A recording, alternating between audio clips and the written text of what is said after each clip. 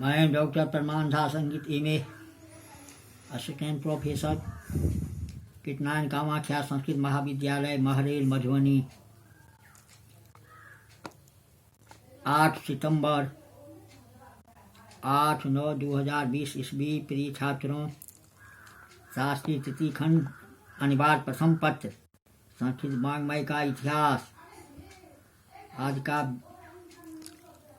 विषय व्याख्यान है शूद्रक।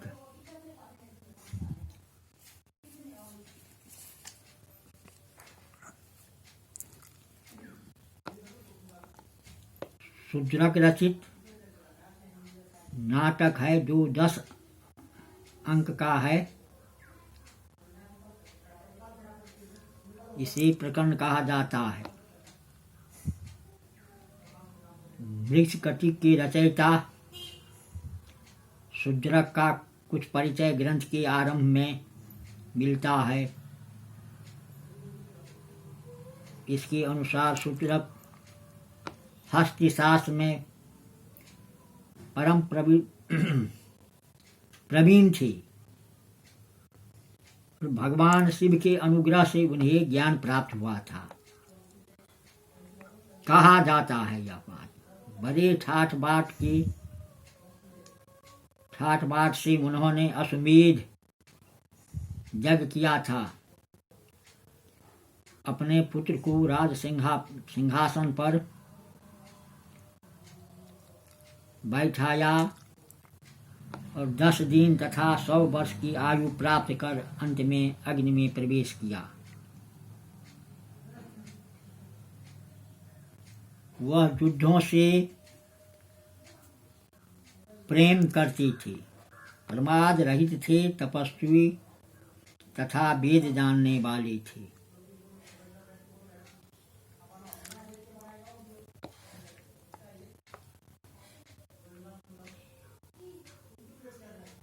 राजा शूद्रक को बड़े बड़े हाथियों के साथ बाहु युद्ध करने का बड़ा शौक था।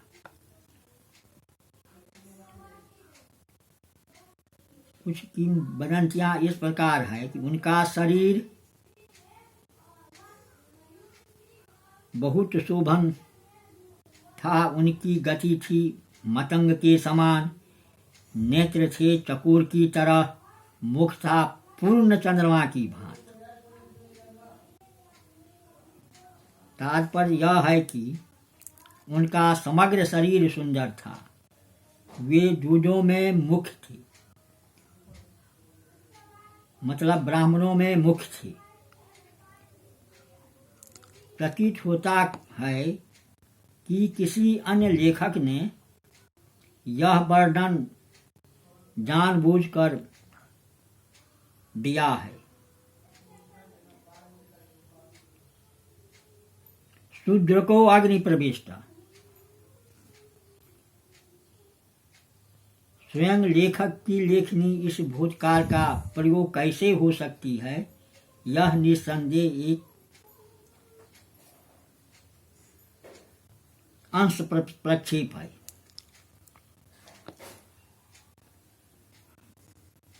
शूद्रक नामक राजा की संस्कृत साहित्य में खूब प्रसिद्ध है। जिस प्रकार विक्रमादित्य के विषय में अनेक दंत कथाएं विख्यात है। स्कंद पुराण के अनुसार विक्रमादित्य के 27 वर्ष पहले शूद्रक ने राज्य किया था।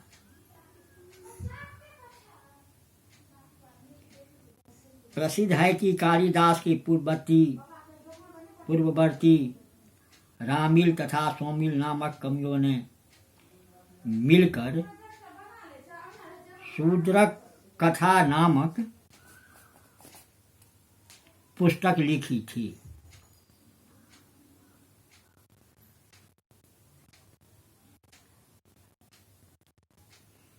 अतः शूद्रक राजा की प्रताप प्रसिद्ध है।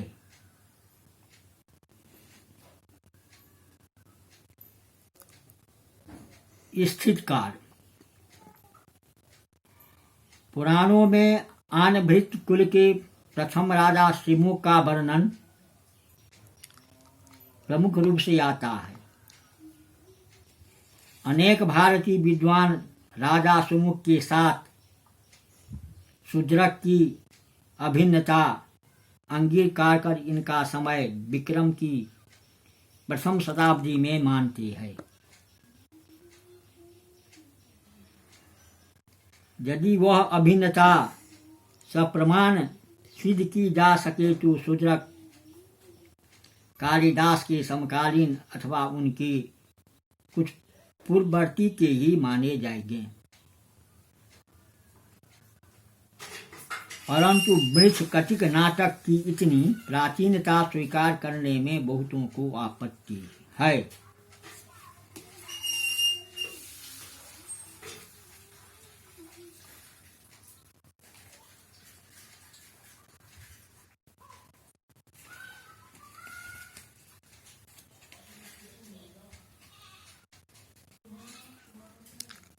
वामनाचार्य ने अपनी काव्यालंकार सूत्रवृत्ति में शूद्रकादि रचितेषु प्रबंधेषु शूद्रक विरचित प्रबंध का उल्लेख किया है। द्वितीयम ही नाम पुरुषस्य असिंहासनम राज्यम। इस मृच्छकटिक के दूत प्रशंसा वाक्य को उद्धृत भी किया है।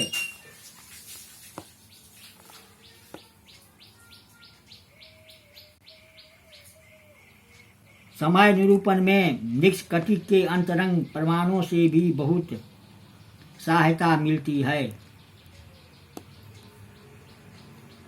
नवम अंक में बसंत सेना की हत्या करने के लिए सकार आर्य चारुदत्त पर अभियोग लगाता है।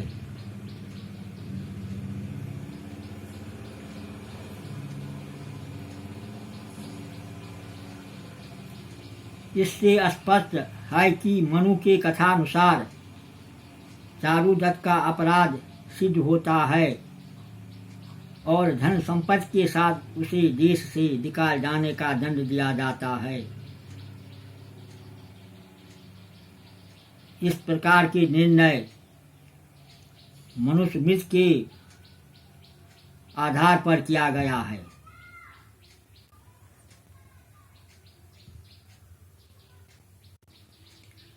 न जातु ब्राह्मणम हन्यात् सर्व पापी ख्वपि स्थितम राष्ट्राधीनम बहिपुर्दात् समग्र धर्मक्षतम न ब्राह्मण बध्यात् भूयान धर्मो विद्यते भुवि तस्मादस्य वधम राजा मन सापि न चिंतयेत्।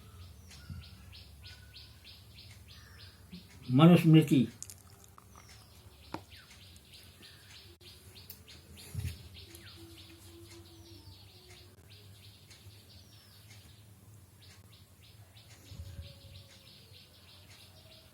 इन सब प्रमाणों का सार यही है कि शूद्रक दंडी सप्तम शतक और बरामिहिर खष्ट शतक के पूर्ववर्ती थे, अर्थात मृच्छकटिक की रचना पंचम शतक में मानना उचित है।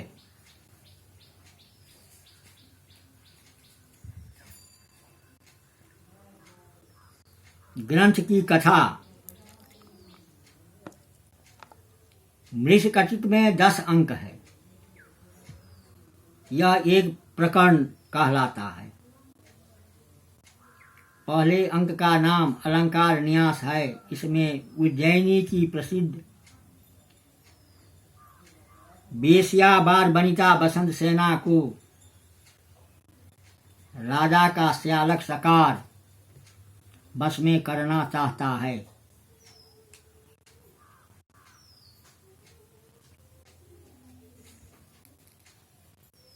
कथा कुछ इस प्रकार है।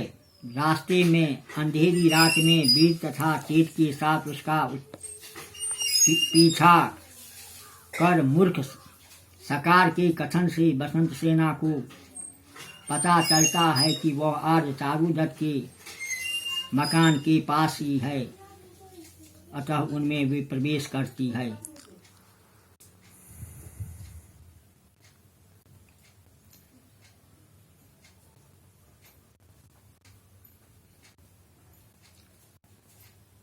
चारुदत्त से वार्तालाप करने के बाद सकार से बचने के लिए बसंत सेना अपना गहना उसके घर पर रख आती है। दूसरे अंक का नाम द्युतकर संवाहक है।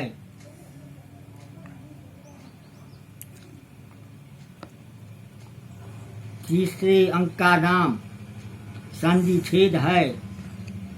बसंत सेना की दासी मदनिका को सविलक्ष सेवा से मुक्त करना चाहता है। वह ब्राह्मण है, परंतु प्रेम पास में बंधकर आर्य चारुदत्त के घर में सेंध मारता है और बसंत सेना का गहना चुरा लेता है।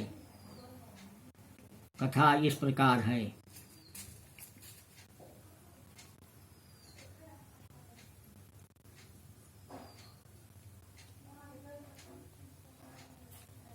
इस प्रकरण के कथावश के दो अंश है। पहला भाग चारुदत्त तथा बसंत सेना का प्रेम, दूसरा भाग आज की राज्य प्राप्ति सूचक ने पहले अंश को भास के दरिद्र चारुदत्त नाटक से लिया है।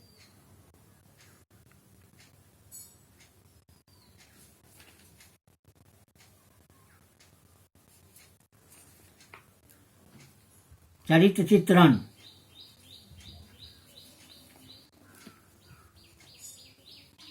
नाटककार शूद्रक चरित्र चित्रण में खूब सिद्ध हस्त हैं।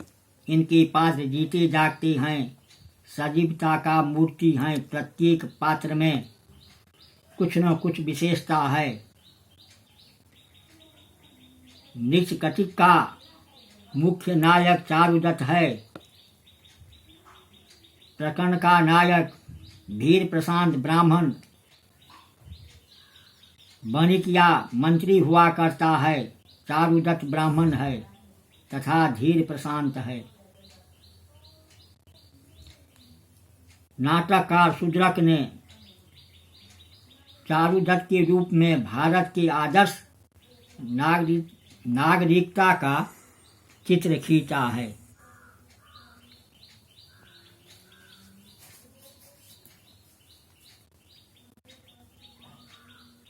चारुदत्त दीनों के कल्प वृक्ष हैं। दरिद्रों की सहायता करके उसे दरिद्रता का आ घेरती है, परंतु फिर भी वह दीनों की सहायता करने से विरत नहीं होता।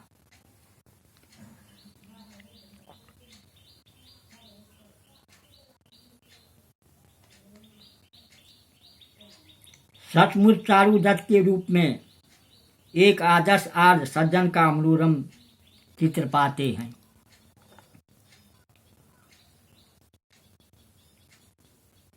इस निष्कटिक नाटक के बसंत सेना उज्जैनी की बेश्या है, जो इस प्रकरण की नायिका है। चारुदत्त मुख्य नायक और मुख्य नायिका बसंत सेना है। इस प्रकरण की नायिका उसके चरित्र में अनेक स्त्री सुलभ गुणों का सन्निवेश पाते हैं। बारांगना या बेश्या होने पर भी वह सच्चे प्रेम का मूल्य जानती है। माता के आग्रह करने पर भी वह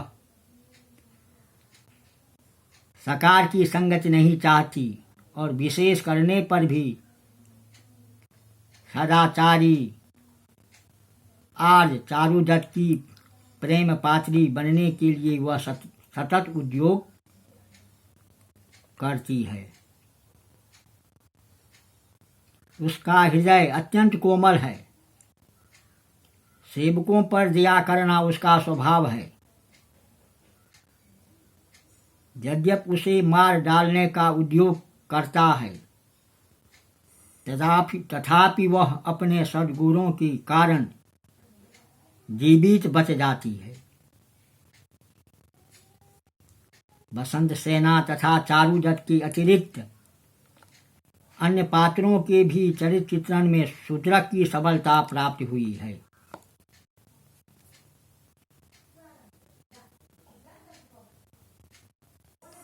धूता सच्ची प्रतिबद्धा हिंदू नारी है जो अपने पतिदेव की प्रसन्नता के लिए कठिन से कठिन संकट झेलने के लिए उपस्थित है। अपने पति को कलंक से बचाने के लिए बसंत सेना के अल्प मूल्य आभूषण के लिए बहुमूल्य रत्ना बलि देते समय उन्हें तनिक भी दुविधा नहीं होती।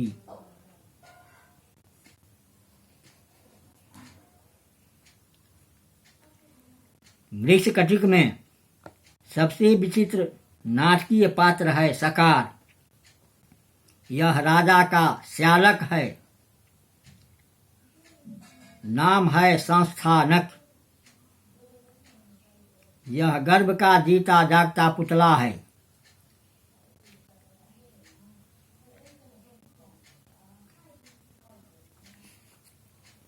बसंत सेना को प्रणय पास में बांधना चाहता है, परंतु वह इस मूर्ख को पसंद नहीं करती। सकार चारुदत्त का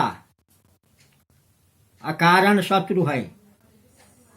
बसंत सेना का गला अपने ही हाथ घोंट डालता है, परंतु दोष मूढ़ता चारुदत्त के सिर पर अपने किए कर्म का फल चखने का भी सुयोग आता है, परंतु चारुदत्त उसे क्षमा कर देता है।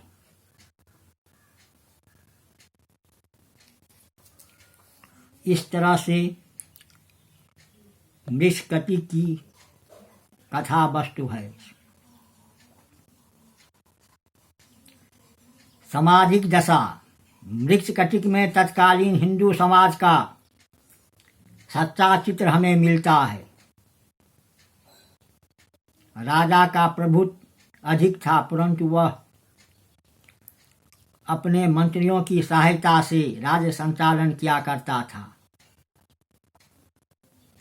उस समय में पुलिस प्रशासन का इंतजाम भी अच्छा था। उस समय मनुस्मृति के अनुसार मुकदमों का फैसला हुआ करता था। मनु की प्रामाणिकता सर्वत्र मानी जाती थी।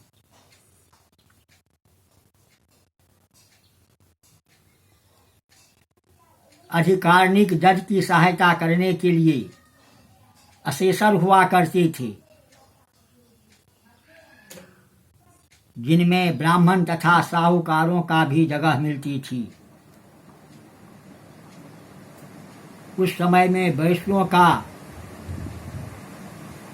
अच्छा संगठन था।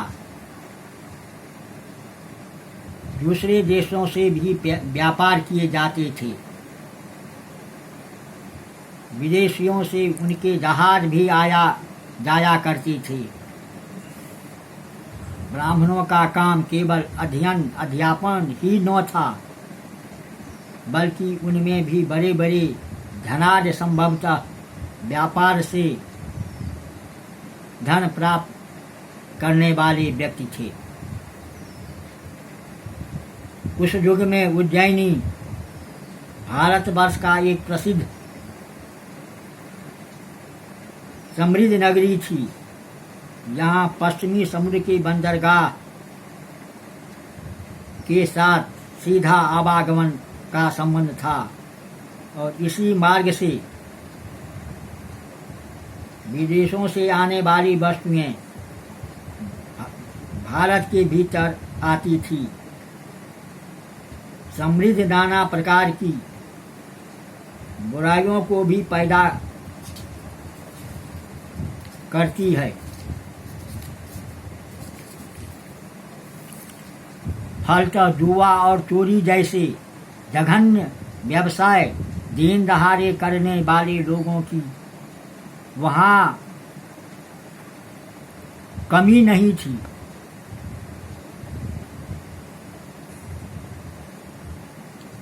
इस तरह घंटों में सिंहासन उलट जाता था और दूसरा राजा आ धमकता था। नाटक में प्रदर्शित राज्य परिवर्तन का रहस्य इसी दुर्बल राजशक्ति के भीतर छिपा हुआ है। कतिपय ब्राह्मण अपने पैतृक कार्य को छोड़कर व्यापार के द्वारा धन संग्रह के कार्य में व्यस्त थे। प्राकृतिक वैशिष्ट मृच्छकटिक प्राकृतिक भाषा की दृष्टि एक नितांत उपादेय रूपक है।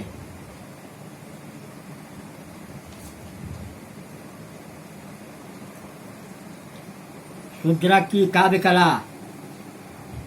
शूद्रक की शैली बड़ी सरल है। बड़े बड़े छंदों का बहुत कम प्रयोग किया गया है।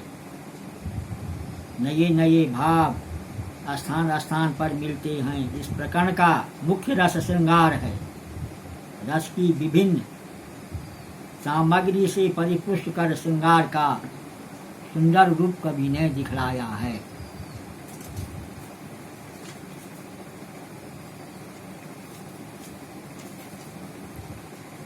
शूद्रक की नाट्य कला। कला की दृष्टि से मृच्छकटिक एक सुंदर तथा सफल नाटक निसंदेह है।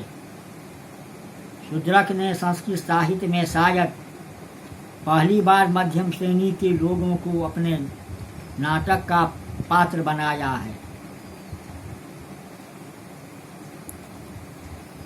संस्कृत का नाटककार उस श्रेणी के पात्रों के चित्रण में तथा तदनुकूल कथानक के गुफन में अपने भारती को चरितार्थ मानता है।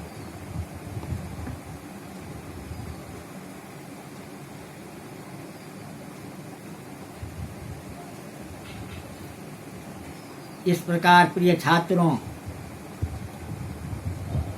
तात्पर्य यह है कि यह मृच्छकटिक नाटक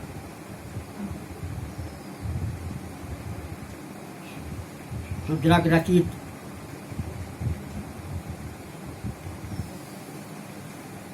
मध्यम तथा अधम श्रेणी की रोचक पात्र है, जिनका इतना सुंदर चित्रण संस्कृत के रूपकों में फिर नहीं हो सका। शूद्रक की नाट्यकला वस्तुतः श्लाघनीय तथा स्मरणीय है। इति